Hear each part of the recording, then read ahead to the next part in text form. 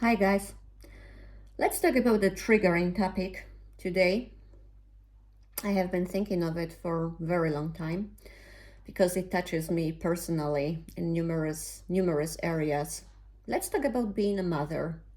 Of course, it's mostly for girls, for women, but you can also reverse my words to like being a father and so on. It's not gender or sex specific. I mean generally having kids and bringing up kids. And suddenly I hear quite a few comments, which I will certainly receive from some people, which I have heard during all my life. You are not allowed to talk about being a mother because you are not a mother yourself. So shut up. Aren't I? My question is, there are women who have kids and then mistreat them or abandon them. Is the fact that they gave birth to them enough to call them mothers? And there are also women who take care of kids who are not their own and who really take care of them. I don't mean only women who adopt children or like patchwork families, but also other circumstances. Aren't they better mothers?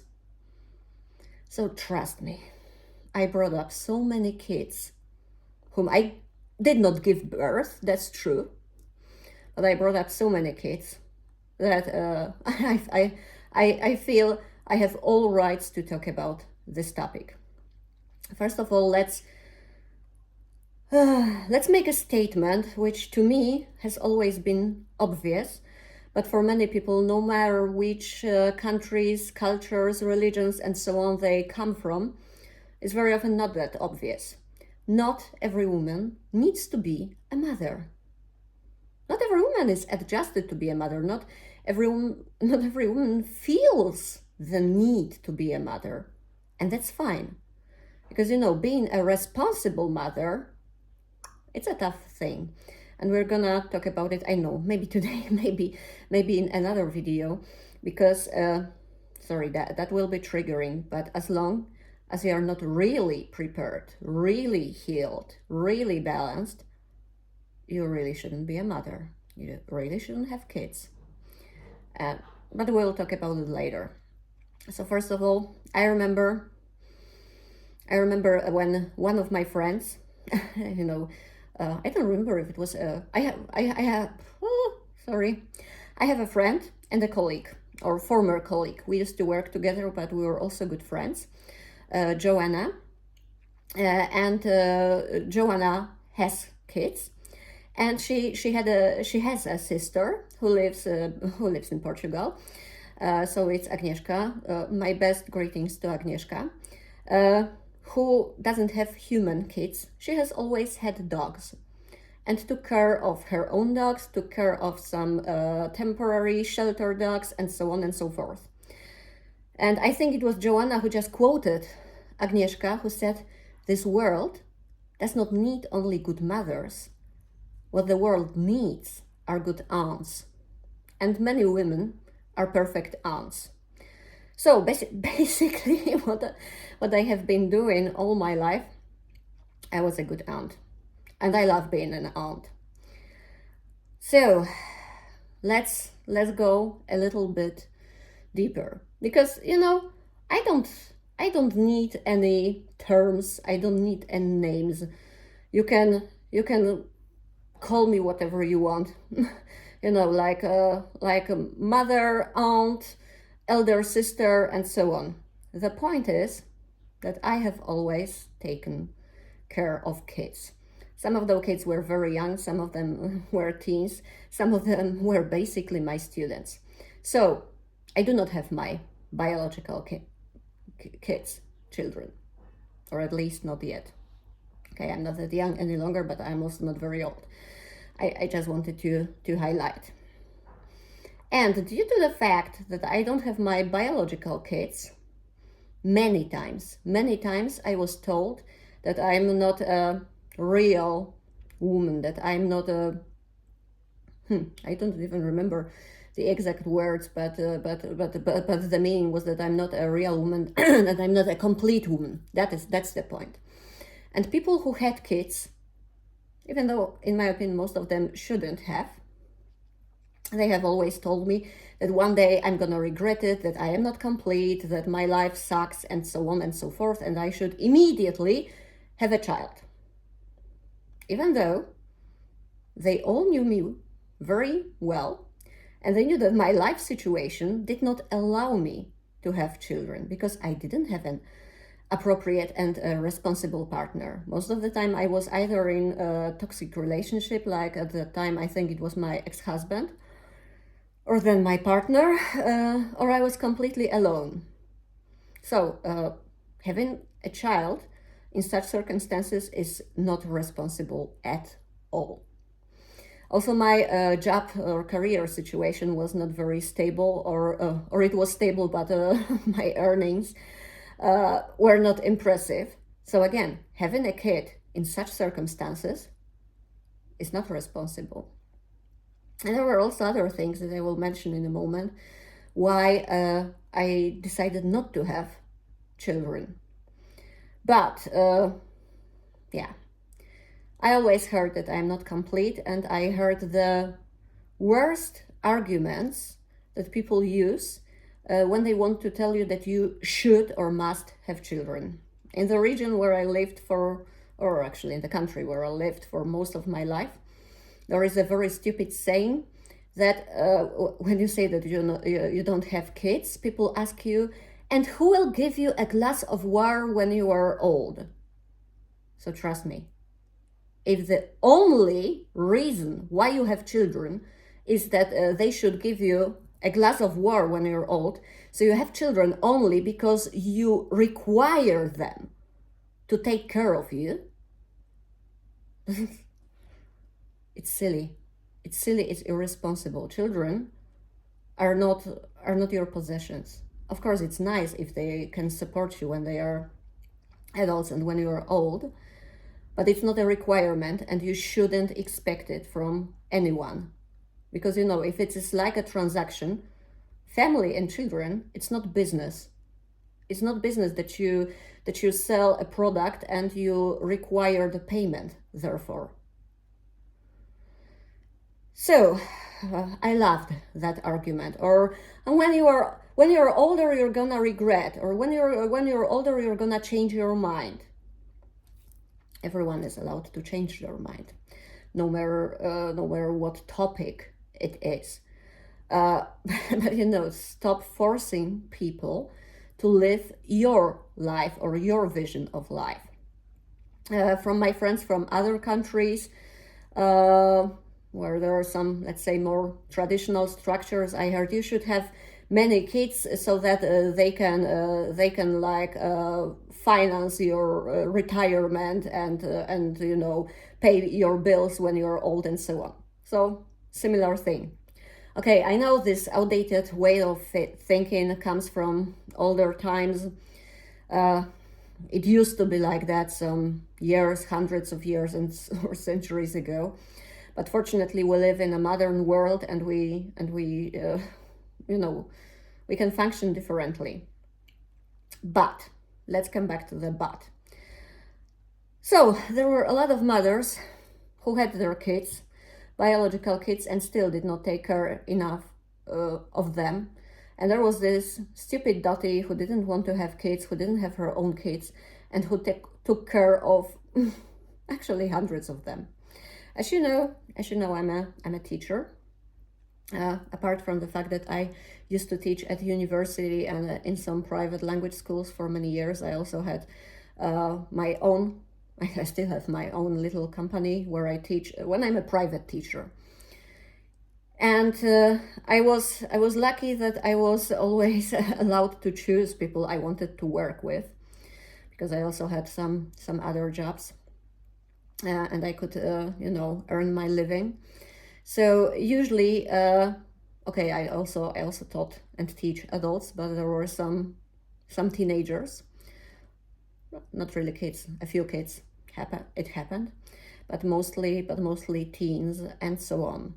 And when I started cooperation with someone, I usually taught them, or I still teach them for many years, starting from like junior high, when they are or were younger teens, like 11 or 12, till their final examinations or even longer. so till they were about 20. So I have always developed these deep bonds with them, and it wasn't that I planned it, it just developed naturally. In almost all cases, I developed these deep bonds and trust and so on. And at some point, I became an extra mother or caretaker for most of them. And trust me, I knew about those kids very often much, much more than their parents.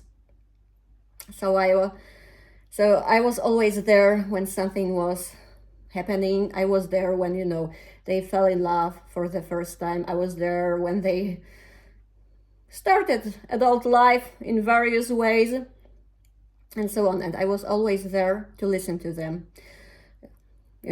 After our classes, before our classes, generally a part of our classes and so on. And there were really many of them. And trust me, I took so much care of them.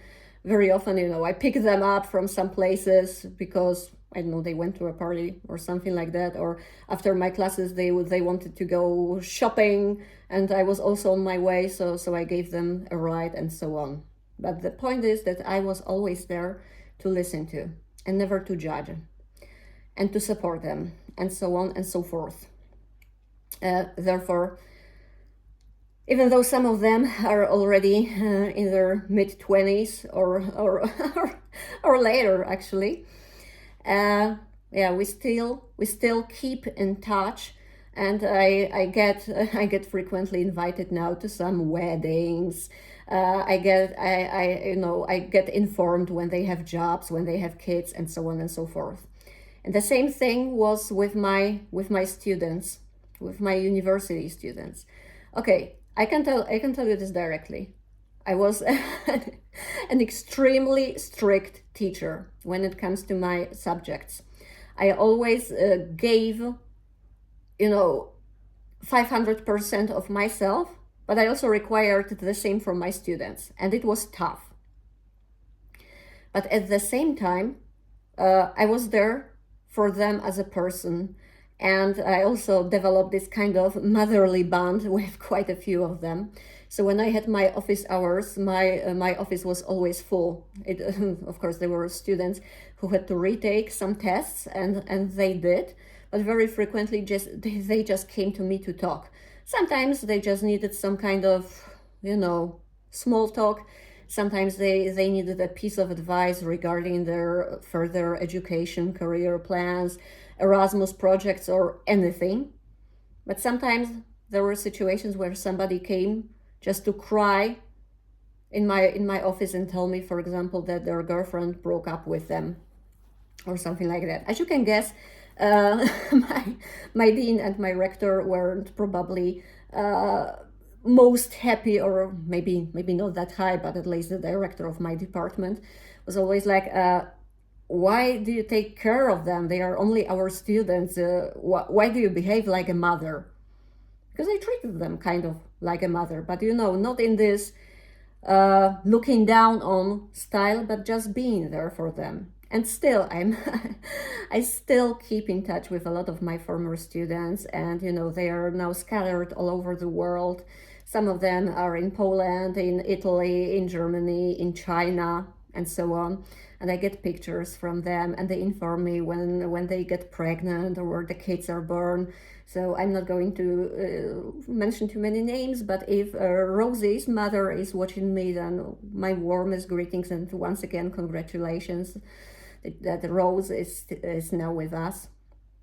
So it was like that. And I remember one at that time when I was still teaching at the university. As I said, I had this closer and deeper bond with my students. So they were brave enough to ask me also some personal questions. I don't remember who that was, but someone asked me, can you tell me why don't you have your own children? And then I laughed and I told them, I have enough children. You are all my children. So I have like 300 new children per semester, per term. So it's enough. I am not able to have any more kids. And it was like that partially. But there, as I said, there were also other reasons. But I can tell you, I have always been there for my students, course participants, and so on. Also for my friends' kids. And I always say that my friends' kids, I mean mostly my best friends' kids, are also my kids. And one of my closest friends, Paula, she often says that our daughter, when she mentions this, when she mentions her actually, their little Berry. So it's always like, look what our daughter did, or something like that. And I really feel like that to a large extent, as far as I can support somebody, they are also my kids.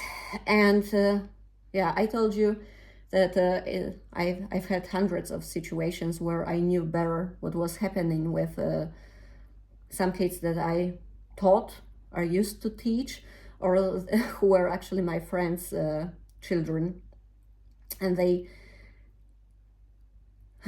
sometimes it was just too tough for them to speak about some things with their own parents. Sometimes there were unfortunately situations where and when they felt they couldn't trust their parents enough to tell them about some issues, problems, worries, and so on and so forth. And there were quite a few situations where, I had to step in, and I was wondering whether I should argue with their parents, being a kind of an advocate of the kids or not. And sometimes I did it, sometimes I didn't, sometimes I suggested something, and so on. Quite a few times it happened that I suddenly had to leave everything and get on into a car or get on a plane and rush, somehow to save someone. Because when you hear that someone's kid wants to disappear from their home, which they don't treat like a home any longer, because they are not treated as if it were their home, and trust me, you leave everything and you are just there. So, aren't I a good aunt or mother? And sometimes people are surprised because I really talk about deep and personal and triggering things with all those kids. And recently I had again a few situations like that, when the kids who were really kids, they grew up a little bit now, and of course some issues appeared. I don't want to give too many details, because first of all, it is something between us. Secondly, I don't want their parents to know. Okay, their parents know more or less, but more like less than more. But one young person decided also to confide, and we spent very long time talking. And this person's mother realized, of course, that we were talking about the issue, but she didn't know any details, and she asked me about it. So of course I told her that yes, we were talking with her kid about it, and that I'm supporting her kid, but I'm sorry, I'm not going to give her any details, as long as the situation is not harsh that it would be dangerous for the health or life of this kid. But if somebody trusts me, I cannot reveal some details. Of course, it wasn't something that would be really dangerous for the life of this young person. It wasn't something illegal or anything like that. In our teens, in our teenage years, sometimes there are issues that are new to us and that need to be discussed, where we need also the support of somebody whom we can trust and who has lived a little bit longer. So that was the point. Anyway, this person's mother told me, I'm completely surprised that, here the name, decided to talk to you. I was like, I'm not surprised. The point is, this mother hasn't realized that I have had this deep bond with the young person for a longer time, And before that, these were other issues, something with school, with friends, classmates, and so on. But we have had those private conversations for a very long time. And I managed to react a few times before something maybe unpleasant happened. And I have been taking care of this young person for a longer time. But nobody has realized, nobody has seen it. So, telling me that I am a not real and complete woman because I don't have my own kids. And this mother has also told me that a few times. It's a little bit inappropriate. So I can tell you I can tell you why I don't have my own kids, because it's also not a secret or something like that. When I was young, when I was a child, when I was a teen, I was sure I was going to have a child, because it was how we were, maybe are still brought up. We are told one day you're gonna get married, one day you're gonna have kids, and so on. And it was obvious to me. And my grandma gave birth to my mother when she was 25, and my mother gave birth to me when she was 25. So for everyone, it was obvious I was going to have a kid at the age of 25. And trust me, when this age was approaching, I panicked. I panicked because I was like, oh my God, now I'm supposed to have a kid. I'm not ready. I'm not ready. So when I was young, I was really sure that I was going to have a child. I wanted to have a daughter. And spiritually, I felt my daughter, but spirituality is another story, which I'm not gonna mention maybe to full extent here. And then I decided that I didn't want to have kids. It was gradual, it was slow, and at some point I was totally convinced I'm not going to have children. Not at all, never.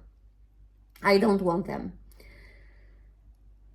And then I even convinced myself for some years that I hated children, which was of course pretty contradictory thing, because on the one hand, I kept on saying openly that I hate children. On the other hand, I was a good aunt who really enjoyed spending time with some kids. So now I understand that it was my mental protection mechanism, convincing myself that I hate children, because I was really in this life situation when I shouldn't have had children.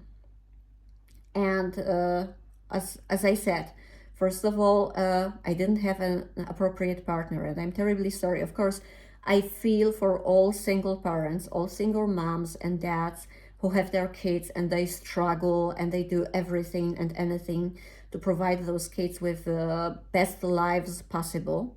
Really, my heart goes for you.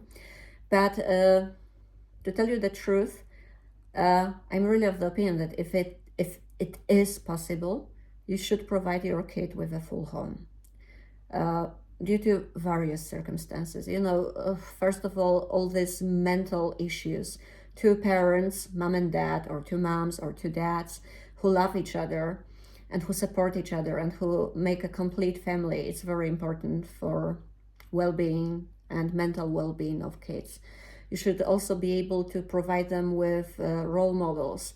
You should be able to show them how people can respect and love each other. So then we need a couple. Yes, like I said, mom and dad, or two moms or two dads. And, also practical issues. You may get ill, or I'm terribly sorry to say these words, but you may always have an accident and die. And this kid needs one more person at least who's gonna take care of them. So this is the first thing. So when I have never been in a real, stable and true and normal relationship full of love and full of respect, I wasn't able to have a kid and provide this kid with everything he or she would need. Then also financial stability. Nowadays, it's also very important. Of course, there are people who are not that financially stable. Of course, I'm not blaming anyone if it happened in the meantime. But if you know that you earn peanuts and you struggle yourself, you shouldn't decide to have a kid. Because as parents, we should be responsible to provide them with everything that they need. I'm not saying that they need to go to Hawaii for vacation or they need a new iPhone every 6 months, but you know, those normal basic things so that children can function normally and they don't feel worse surrounded by other kids. So this average level, that's another point. It's almost half an hour, so I think I will just tell you briefly one more thing. You shouldn't have kids as long as you carry traumas, your mental, psychological, and generational traumas. Because then you're gonna project it onto your kid.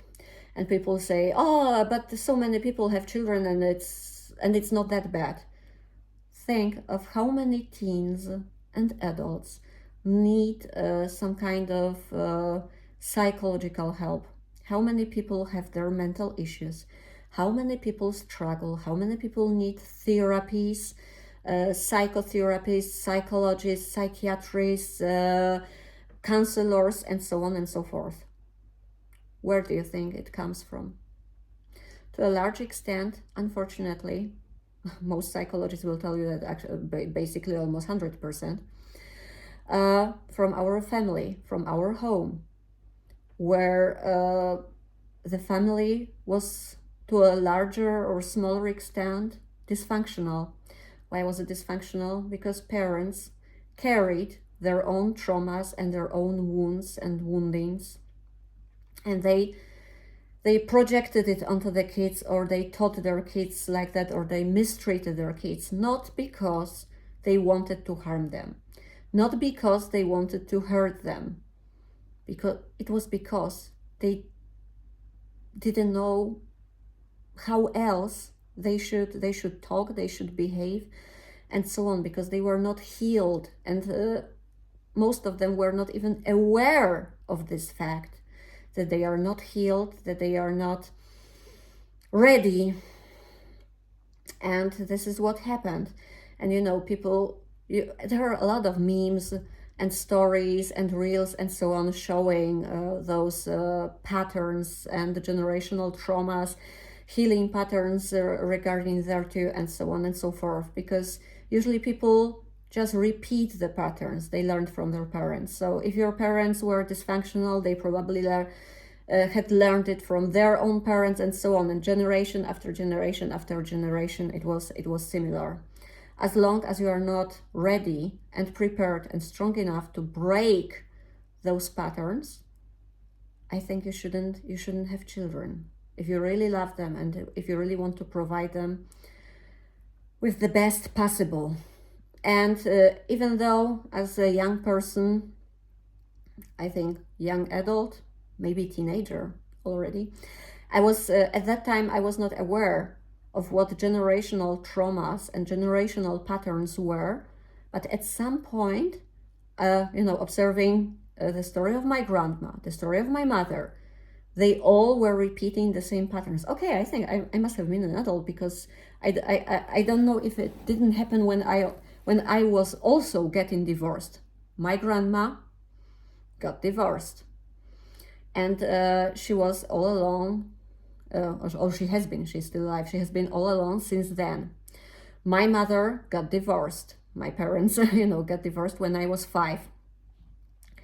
And she has been basically alone ever since. Then I was married. My marriage was really toxic. I have already mentioned it a few times. And then I got divorced. And at that time, I said something like, I think we are all cursed.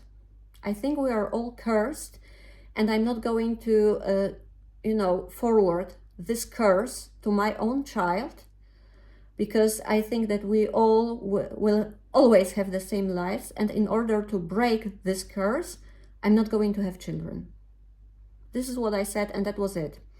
Where I stopped thinking even about having kids.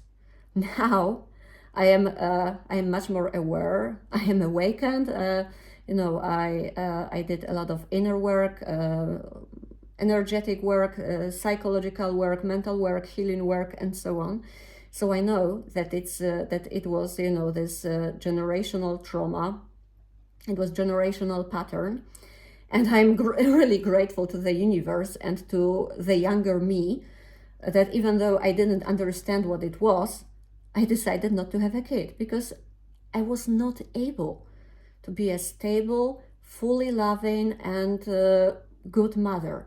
I was just not able, because I had so many traumas, I had so many woundings, I had this way of thinking that was kind of given to me by my grandma and by my mother, that I didn't probably know, or maybe I knew that it was possible to do it other way, but I didn't know how. I was just unable. I didn't have any tools, I didn't have any knowledge, I didn't have any practice. So I saved my child this way, that my daughter wasn't born. And not that I was pregnant and I decided not to have a child. No, I have never been pregnant. And but still, I saved my child by not having her. And first now, when I do a lot of work, and I have been doing this work for a longer time, when I'm aware of that, I know what to do, and that it is possible, and so on and so forth. Oh my God, it's already so long, but I will tell you something, because when I started hearing from many people about generational traumas, I started reading about it. So of course, one thing is psychology and all sciences and research regarding therapies, psychological, mental patterns, and so on.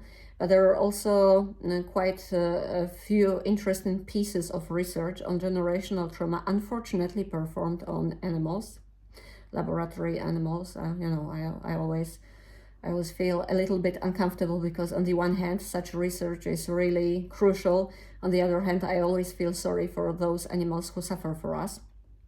But Kelly, my favorite reader, mentioned a piece of research on I think it was rats, what she mentioned, and then I also found further pieces of research on mice and rats, how the generational traumas can be forwarded, not only like in humans, just by our speech, words, such behaviors, but kind of epigenetically, and. Yeah, I think I'll try to link those pieces of research. For example, one piece of research that Kelly mentioned that I found was about mother rats and baby rats. So a group of rats, adult rats, were kept in a cage or some kind of a box, let's say, where there was only one hole through which they could escape.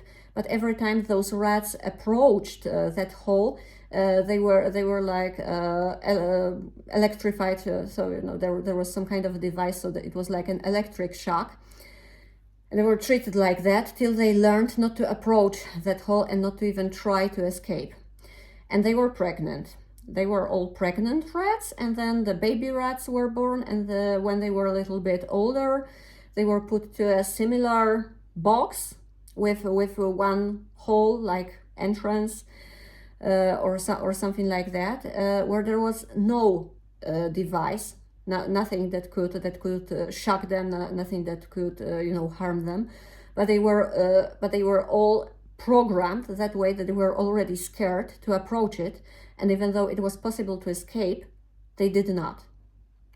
Of course, I know such pieces of research are controversial, and there are more things that are similar, where also rats and mice reacted to some sounds, to some smells, and so on. Really, the research in this area is really extensive. Anyway, what I want to say, and what Kelly was saying, is the point that this is a generational trauma. This is why also many people who didn't live during the war times, I mean, for example, World War II, they also carry war traumas. It can be due to various reasons. Of course, you could have spent just a lot of time with your grandparents who remembered it and told you about it, like I did, and World War II, is still alive in me, but maybe I will talk about it another time. Anyway, we carry all things from our childhood, from our parents, from our grandparents.